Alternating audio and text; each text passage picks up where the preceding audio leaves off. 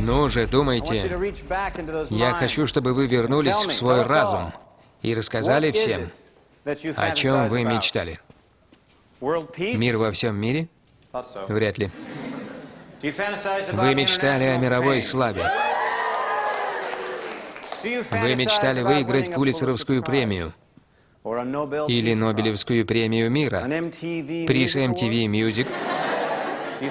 Вы мечтали о том, чтобы встретить гениального партнера, который согласился бы во всем вам угождать. Беру двоих. Что-что? Беру двоих. Кимберли возьмет двоих. Мы подходим к главному. Мечты были нереалистичными, потому что в тот момент, когда вы получаете то, что искали, вы больше не хотите, вам больше это не нужно. Чтобы страсть существовала, ее объект должен постоянно отсутствовать.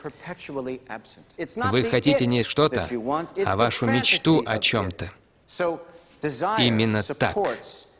Страсть поддерживает безумные фантазии. Простите.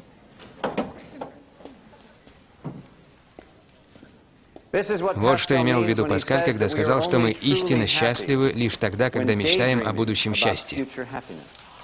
Это пришло сегодня. Почему мы говорим, что охотиться приятнее, чем убивать, и что нужно следить за тем, чего желаем? Не потому, что вы этого не получите, потому что вы будете обречены не получать этого, как только пожелаете. Так что мы получаем в итоге?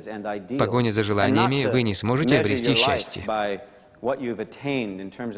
Бытие человеком означает борьбу за идеи, идеалы, оценка своей жизни не тем, что вы получили или заработали, а теми небольшими моментами целостности, сострадания, осознанности, даже самопожертвования. Потому что, в конце концов, хорошо, увидимся в понедельник.